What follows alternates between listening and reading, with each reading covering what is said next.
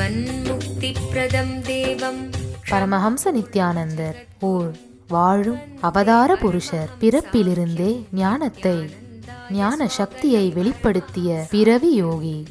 தமிழிலும் ஆங்கிலத்திலும் பரமஹம்சர் அருளியிருக்கும் 500க்கும் மேற்பட்ட புத்தகங்கள் Telugu, Kannada, Malayalam, Hindi, Sanskrit, Gujarati, Oriya, Bengali, Marathi, French, Croatian, Polish, Portuguese, Italy, German, Danish, Spanish, ரஷ்ய மொழி, சீன மொழி போன்ற 26 சர்வதேச மொழிகளில் மொழிபெயர்த்து வெளியிடப்பட்டுள்ளது.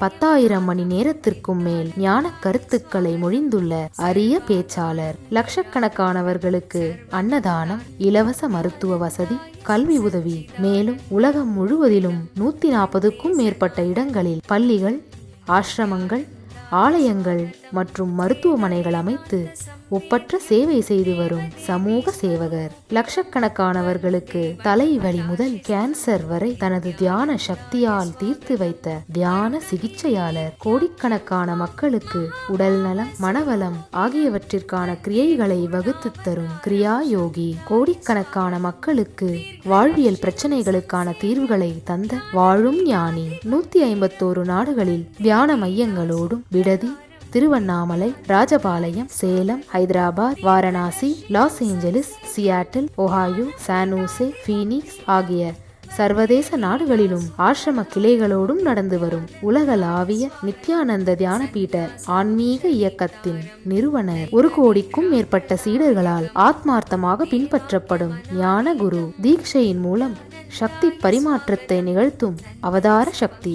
பாரம்பரிய யோகக்கலையை ஆயிரக்கணக்கான யோக மையங்கள் மூலம் உலகமெங்கும் எடுத்துச் சென்ற நவீன கால யோகி. லட்சக்கணக்கான மக்களுக்கு குண்டலினி சக்தியை உயிர்ப்பித்து அஷ்ட சித்திகளை அருளும் அஷ்டமா சித்திதாயகன். இந்தியாவில் பெங்களூரு, ஹைதராபாத், திருவண்ணாமலை மற்றும் சர்வதேச நாடுகளில் Los Angeles, San Jose, Seattle, Toronto, Ohio, Oklahoma, Phoenix, Saint Louis, Malaysia, Brazil, Paris, Guadeloupe, Dallas, New York, New Jersey, Atlanta, Calgary, Vancouver, Singapore என்று உலகம் முழுவதும் வைதீக ஆலயங்களை அமைத்து வேத கலாச்சாரத்திற்கு மறுமலர்ச்சி அளித்த ஆன்மீக சுடர். லட்சக்கணக்கான இளைஞர்களின் எதிர்காலத்திற்கு வழிகாட்டியாய் திகழும் ஒரே இளம் குரு. உலகிலேயே இணையதளத்தின் மூலம் அதிகமாக பார்க்கப்படும் ஆன்மீக குரு. அரசியல் துறையிலும் ஊடகத்துறையிலும் ஊடுருவியிருக்கும் நாத்திக ரவுடி கும்பல்களால் தொடுக்கப்பட்ட மத தாக்குதலையும் தாண்டி ஒப்பற்று ஒளிரும்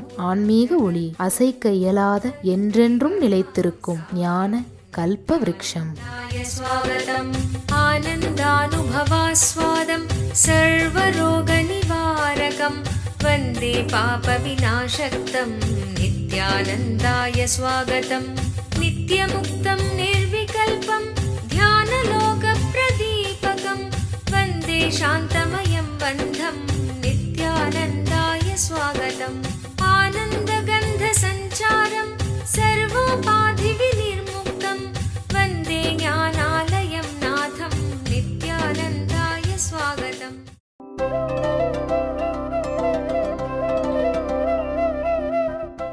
கொஞ்சம் நாளாக ஒரு அன்பு, அதுக்கப்புறம் பார்த்தீங்கன்னா மெதுவாக ஆழமான பிணைப்பாகவே மாறிடுச்சு. பெட்டு மாதிரியே ஆயிடுச்சு அந்த மான்குட்டி. காலையில் எந்திரிச்ச உடனே அந்த மான்குட்டியோட விளையாடிட்டு இருக்கிறது, மதியானம் அந்த மான்குட்டிக்கு சாப்பாடு கொடுத்துட்டு சாப்பிட்றது, ராத்திரி அந்த குட்டியை தூங்க வச்சுட்டு தூங்கிறது, இப்படியே வாழ்க்கை கழிய துவங்கியது. மெதுமெதுவாக மான்குட்டி அவருடைய வாழ்க்கையின் ஒரு ஆழமான முக்கியமான பாகமாக மாறிடுச்சு. இன்னும் கொஞ்ச நாள் கழிச்சு அந்த மான்குட்டி அந்த அவருடைய உணர்வின் பாகமாகவே மாறிவிட்டது. வாழ்க்கை மட்டும் இல்லாமல் உணர்வின் பாகமாகவே மாறிவிட்டது. எப்படியெல்லாம் டைவர்ஷன் வர முடியும்னு பாருங்க. எந்தெந்த மாதிரி விதங்களிலெல்லாம் மனம் தடுமாற முடியும்னு பாருங்க. சாதாரண ஒரு மான்குட்டி அவருடைய தவத்திற்கே மிகப்பெரிய கேடாக வந்து முடிந்து விட்டது. அதனாலதான் ஏதாவது ஒரு கார்னர்ல, ஒரு மூலையில் உங்களுடைய மனத்தை உயிரோடு வைத்தீர்கள் என்றால் கூட அது எப்படியாவது ஒரு விதத்தில் மீண்டும் எழுந்து தன்னுடைய குணங்களை வெளிப்படுத்திவிடும். நெருப்பு, கடன், பகை, அகங்காரம், இது 4ஐயும் மிச்சம் வைக்கக்கூடாது. வச்சோன்னா ஏதாவது ஒரு விதத்தில் திரும்ப வந்துடும். அகங்காரத்தின் ஒரு துளி மிச்சம் வைக்கப்பட்டாலும் ஆசையாகவோ அச்சமாகவோ துக்கமாகவோ ஏதாவது ஒரு விதத்தில் அது மீண்டும் எழுந்து மேலெழுந்து வந்துவிடும். மெதுமெதுவா அந்த மான் அவருடைய உணர்வின் பாகமாகவே மாறிவிட்டு கடைசியில் அவருக்கு வயசாய் சாகர நேரத்தில், அஃப்கோர்ஸ் இயற்கையா எது வாழ்க்கை முழுவதும் ஆழமான நினைவாக இருந்து அதுதான் சாகரப்பவும் வரும். சாகர நேரத்தில் மானுடைய எண்ணத்தோடேயே இறந்து போகிறார். மானோட எண்ணத்தோடேயே இறந்து போனதனால் இயற்கையிலேயே வேறு வழி இல்லாமல் அதே மான் உடலை எடுத்துக்கொண்டு மீண்டும் வந்து இந்த மானோடையே வாழத் துவங்குகிறார்.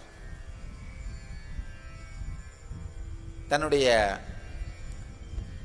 வாழ்க்கையின் ஜீவன் முக்த தேடுதலை நோக்கி விலகி விடுகின்றார். விலகுவதனாலே இந்த மானுடலையே எடுத்துக்கொண்டு தன்னுடைய வாழ்க்கையை மீண்டும் இந்த மானோடு, தான் வளர்த்த மானோடையே வாழ்ந்து கழித்து விரயம் செய்து விடுகின்றார்.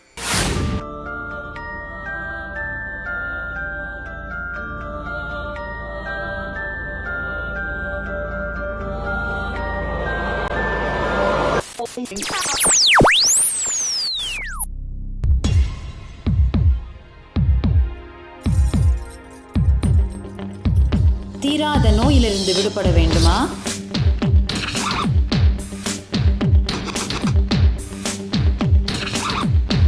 பிரச்சனைகள் இல்லாத உறவுகள் வேண்டுமா? நிம்மதியான உறக்கம் வேண்டுமா?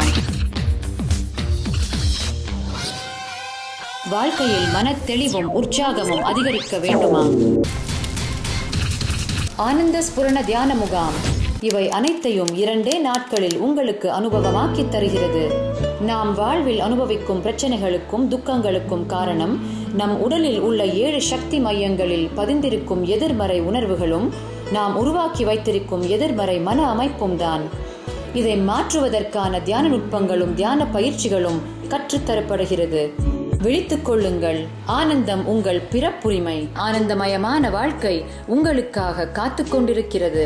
வாரந்தோறும் சனி மற்றும் ஞாயிற்றுக்கிழமைகளில் ஆனந்த ஸ்புரண தியான முகாம் நடைபெறுகிறது. நடைபெறும் இடம் நித்யானந்த தியான பீட்டம், கிரிவலப்பாதை, திருவண்ணாமலை. தொலைபேசி எண்கள் 7200003311 7200003322. ஆழமாக புரிந்து கொள்ள வேண்டிய சத்தியம் என்னன்னா, வாழுகின்ற போது எந்த உணர்வு, எந்த உறவு, எந்த அனுபவம் ஆழமான அனுபவமாக உங்களுக்குள் இருக்கின்றதோ அந்த உணர்வு, அந்த அனுபவம், அந்த உறவு மரண காலத்திலும் ஆழமாகவே உங்களோடேயே இருக்கும். அதே உணர்வில்தான் உடலை விடுவீர்கள். மறுபிறவியை கூட நீங்கள் கடைசி நேரத்திலே எண்ணுகின்ற எண்ணங்கள் தான் நிர்ணயிக்கின்றன. குழப்பமான பல்வேறு எண்ணங்களும் பொங்கி எழுந்து தெளிவில்லாத உணர்வாலே நீங்கள் உடலை விடுவீர்களானால், அதே மாதிரி குழப்பமான எந்தவிதமான வாழ்க்கை நோக்கையும் எடுக்க முடியாத மன அமைப்போடு அது மாதிரியான இடங்களில் பிறப்பெடுப்பீர்கள். நம்ம செய்ய வேண்டிய சில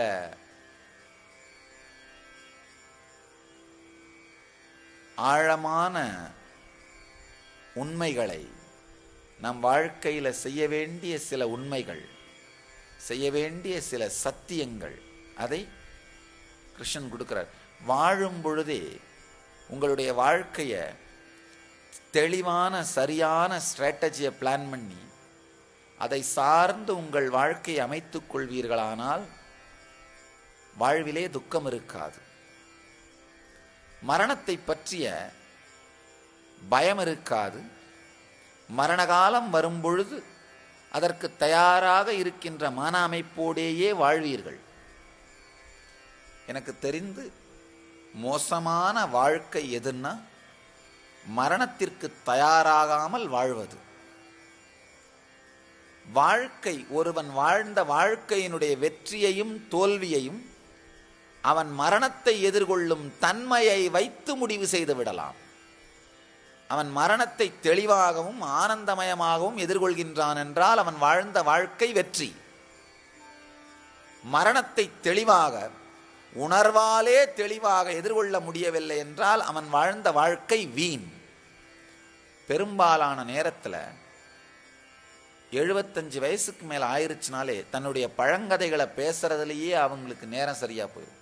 அதனால் அந்த வயசான கிழவர்களை, பாட்டிகளை பார்த்தாலே இந்த இளைஞர்களுக்கு பயம். ஐயோ பிடிச்சிக்கிச்சுன்னா கதையே சொல்லுமடா, 1940 நான் ஆர்மியில் இருந்தப்போ கதையை ஆரம்பித்தா அவர்கள் வாயை மூடுறது சாத்தியமே இல்லை. காரணம் என்னன்னா, அவர்களாலே நிகழ்காலத்திலே நிம்மதியாக இருக்க முடியவில்லை. அதனால் கடந்த காலத்தின் கதைகளை பேசுவதிலேயே நேரம் கழிகின்றது. ஏன்னா அவர்கள் பெருமை நிகழ்காலத்தில் இல்லை, கடந்த காலத்தில் தான் இருக்கின்றது. அதனால் அதை பேசுவதில் மட்டும்தான் அவர்களுக்கு விருப்பமும், அதை பேசுவதில் மட்டும்தான் அவர்கள் வாழ்க்கையில் ஓரளவுக்காவது ஒரு நிம்மதியும் அவர்களுக்குள் இருக்கின்றது. அதனால தான் அதையே தேடத் துவங்குகிறார்கள், அதையே பார்க்க துவங்குவது. ஒரு பூரணமாக தெளிவாக வாழ்ந்த மனிதனுக்குள்ள இந்த கிரேஸ்ஃபுல் ஏஜிங் அப்படின்னு சொல்லுவோம். கிரேஸ்ஃபுல்லான ஏஜிங் நடந்திருக்கும். ரொம்ப இனிமையாக அவர் அவருடைய கடைசி காலத்தை எதிர்கொள்வார். மிக தெளிவான, மிகவும் முழுமையான கடைசி காலத்தை எதிர்கொள்வதும். அதுக்கெல்லாம் தாண்டி முக்கியமான ஒரு விஷயம் என்னன்னா, வாழ்க்கையில் வெறுமைத்தன்மை, லோன்லினஸ் இருக்காது. ரொம்ப தெளிவாக எளிமையாக தன்னுடைய கடைசி காலத்தை எதிர்கொள்வார். கடைசி காலத்தை எதிர்கொள்வதற்கு கற்றுக் கொடுக்காத சமூகங்கள் மனித வாழ்க்கையில் மனிதனுக்கு மிகப்பெரிய துரோகத்தை செய்கின்றன. பல நாட்டு கலாச்சாரங்களையும் சமூகங்களையும் மக்களையும் பார்க்கிறதால சொல்ற, நம்முடைய தர்மத்திலே கடைசி காலத்தை எதிர்கொள்வதற்கான எல்லா விதமான தெளிவான ஞான கருத்துக்களும் நமக்கு அளிக்கப்பட்டு விடுகின்றன. அதை துரதிர்ஷ்டவசமா அதை கடைபிடிக்காமல் இருந்தோமானால் அது நம் தவறு. இந்த சத்தியங்களை எல்லாம் உள்வாங்கி இது சார்ந்த மன அமைப்பை உருவாக்கினீர்களானால் கடைசி காலம் மிக இனிமையாகவும் மிக ஆழமாகவும் மிக எளிமையாகவும் மிக சுலபமாகவும் இருக்கும். அது மட்டும் இல்லாமல் அதற்கு பிறகு வருகின்ற, மரணத்திற்கு பிறகு வருகின்ற உங்களுடைய வாழ்க்கை தெளிவாகவும் முழுமையாகவும் இருக்கும். நாம இந்த மரணத்திற்கு அப்பால் அப்படிங்கிறத பார்க்கறதே இல்லை. மரணத்துக்கு அப்பால் அப்படிங்கிறத, அந்த சத்தியத்தை புரிந்து கொள்வதே இல்லை. உண்மையில் எக்ஸாக்டா என்ன நடக்கின்றது, ஏன் ஸ்ரீகிருஷ்ணர் இந்த அளவிற்கு மரணத்தை பற்றிய ரகசியங்களை சொல்வதற்கு முக்கியத்துவம் அளிக்கின்றார். ஏன்னா இன்றைக்கு பல சூத்திரங்கள், அடுத்தடுத்து வரும் பல சூத்திரங்களில் மரணம், மரணத்திற்கு பின்பு என்கின்ற சத்தியங்களையே அலசி ஆராய்கின்றார்.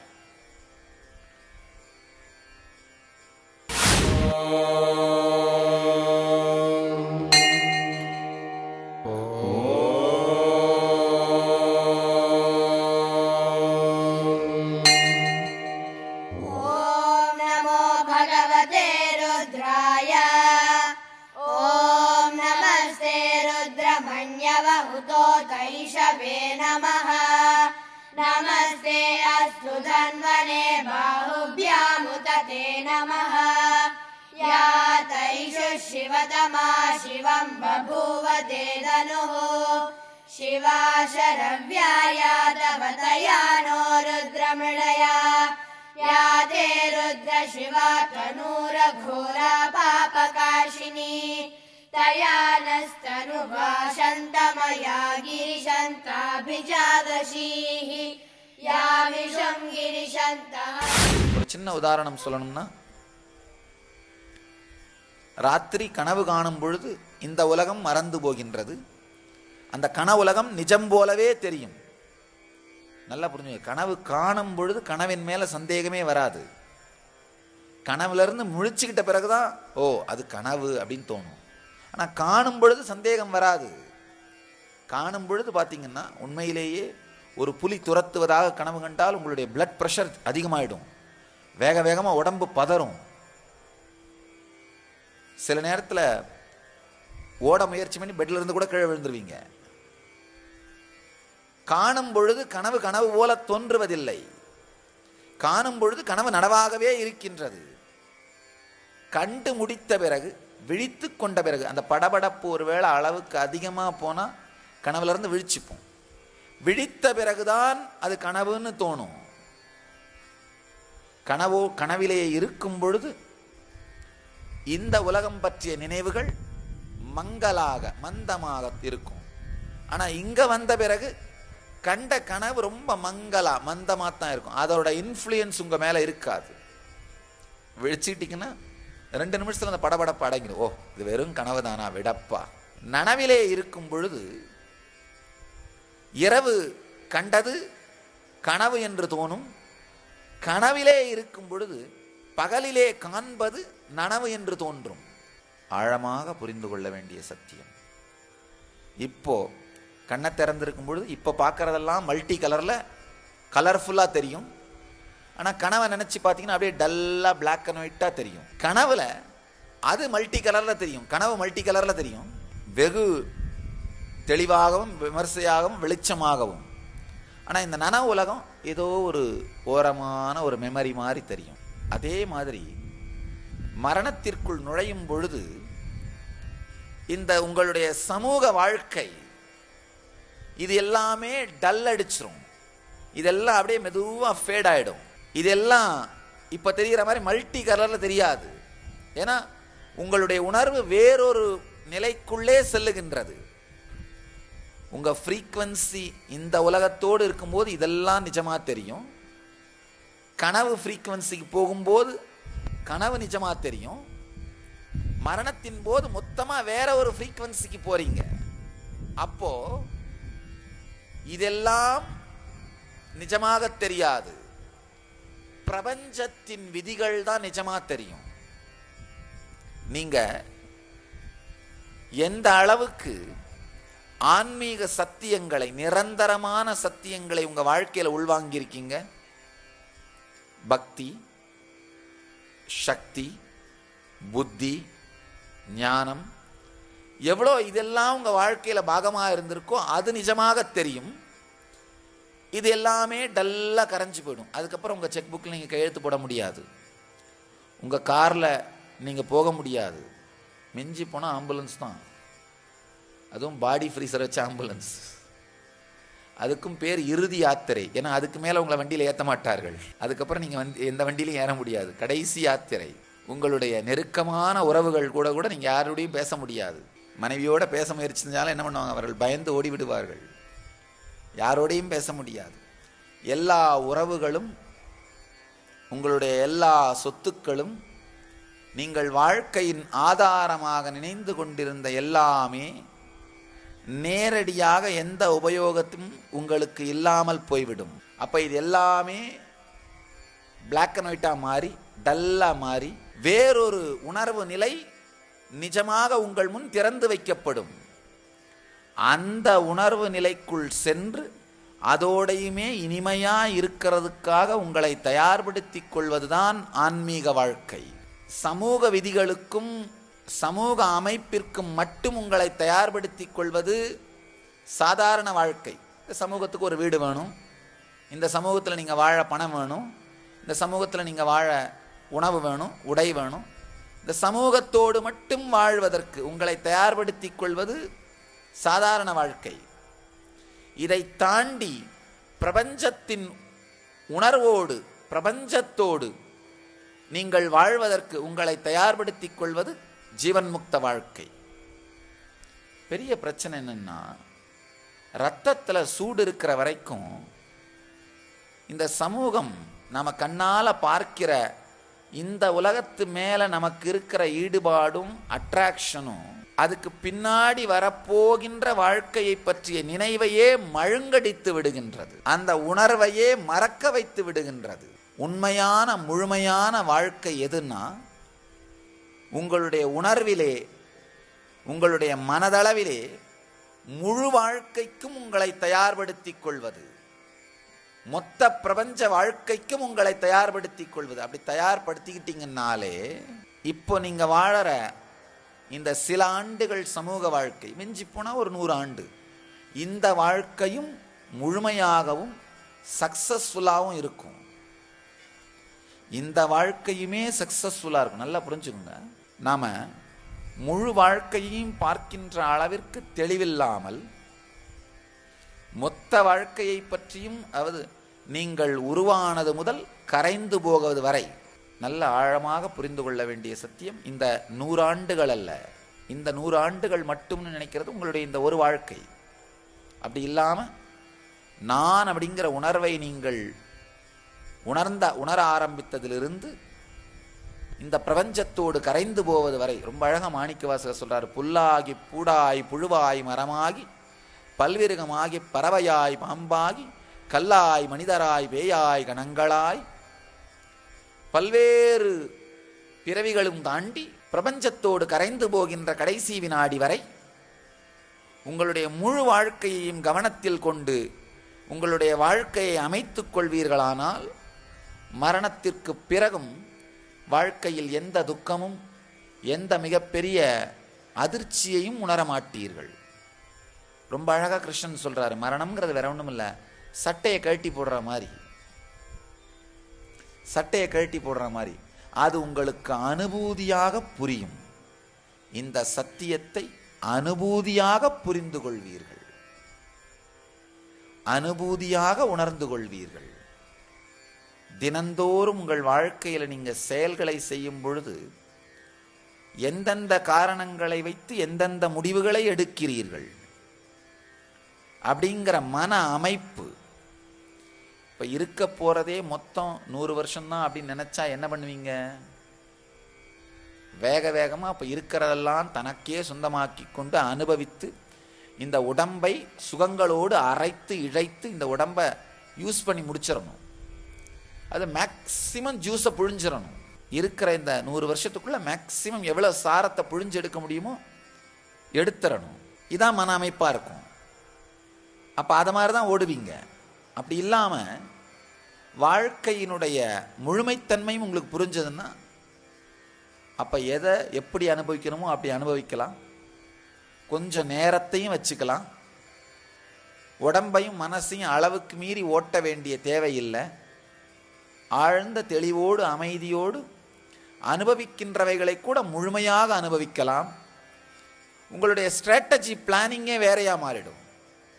வாழ்க்கையை பற்றி நீங்க பண்ற பிளானே வேறையா மாறிடும். அதனால தான் எம்பெருமான் வாழ்க்கையை பற்றி ஆழமான பிரபஞ்ச ரகசியங்களை இங்கு சொல்லுகின்றார். வாழும் ஞானி பரமஹம்ச நித்யானந்தர் வழங்கும் கல்பத்தரு முழுநாள் ஞான அனுபவ முகாம். கல்பத்தருவில் நீங்கள் பெறும் உடல் நலம், வாழும் ஞானியிடம் நீங்கள் பெறும் தீட்சை உங்களின் உடலிற்கும் மனதிற்கும் சக்தியளித்து குணமளிக்கின்றது. தொடர்ந்து பெறும் தீட்சைகளால் ஒரு மனிதருக்குள் 1300% வரை சக்தி அதிகரிக்க முடியும். இது உடல் நலத்தை நேரடியாக அதிகரிக்கின்றது. தொடர்ந்து 21 நாட்கள் எடுத்துக்கொள்ளும் தீட்சை மேற்சொன்ன சக்தி மாற்றங்களை உங்களுக்குள் நிலையான அனுபவமாக மாற்றுகின்றது. பக்தர் வேண்டும் வரம் கூடும் நேரம் நித்யானந்தன் தரும் கல்ப. மேலும் விவரங்களுக்கு நித்யானந்த தியான பீடம், கிரிவலப்பாதை, திருவண்ணாமலை. தொலைபேசி எண்கள் 7200003311, 7200003322, www.nityananda.org. இந்த ஒரு சில வார்த்தைகளுக்கு பின்பு பல்வேறு ரகசியங்களின் சாரத்தை விளக்குகின்றார். மரண காலத்திலும் எந்த மனிதன் என்னையே நினைத்து கொண்டு சரீரத்தை உடலை துறக்கின்றானோ அவன் என்னையே அடைகின்றான். அப்படின்னா என்ன அர்த்தம்னா, மரணம் ஒரு பெரிய கொந்தளிப்பு, ஒரு பெரிய பயம், ஒரு பெரிய அச்சம். அடுத்து என்ன நடக்க போகுதுன்னு தெரியாது. அந்த மாதிரியான ஒரு அச்சம் அது பொங்கி கிளம்பும் பொழுது இதெல்லாமே இருள துவங்கிவிடும். உங்கள் லைஃப்பில் தினசரி வாழ்க்கையில் பாருங்கள், சாதாரண ஒரு துக்கம் ஒரு கவலை வந்தாலே இம்பேலன்ஸ் ஆயிடுறீங்க. உங்களுடைய மனம் பிறண்டு விடுகிறது, இம்பேலன்ஸ் ஆயிடுறீங்க. என்னென்னவோ கவலைகள், என்னென்னவோ அச்சங்கள், என்னென்னவோ துக்கங்கள். இது நடக்குமோ அது நடக்குமோ அது நடக்குமோ அது நடக்குமோன்னு உடனே நரம்பும் என்னாகும், டயர்டாயிடும். வெறும் கவலையாலேயே டயர்டாகிற ஒரே மிருகம் மனிதன் மட்டும்தான். துக்கமே வர வேண்டாம், துக்கம் வந்து விடுமோன்ற எண்ணம் வந்தாலே போதும், என் வாழ்க்கை முடிந்து விட்டது. துக்கம் வந்து விடுமோன்ற எண்ணத்தினாலேயே துக்கத்தை வரவழைத்துக் கொள்ளுகின்ற ஒரே மிருகம் மனிதன்தான். உங்கள் எல்லோரையும் நித்யானந்தத்தில் நிறைந்து, நித்யானந்தத்தில் மலர்ந்து, நித்யானந்தத்தில் கரைந்து, நித்யானந்தமாகிட ஆசீர்வதிக்கின்றேன். நன்றி. ஆனந்தமாக இருங்கள். நித்யானந்த தியானபீடம், நித்யானந்தபுரி ஆஃப் மைசூர் ரோடு, விடுதி, பெங்களூர். 9742203311 08027202084.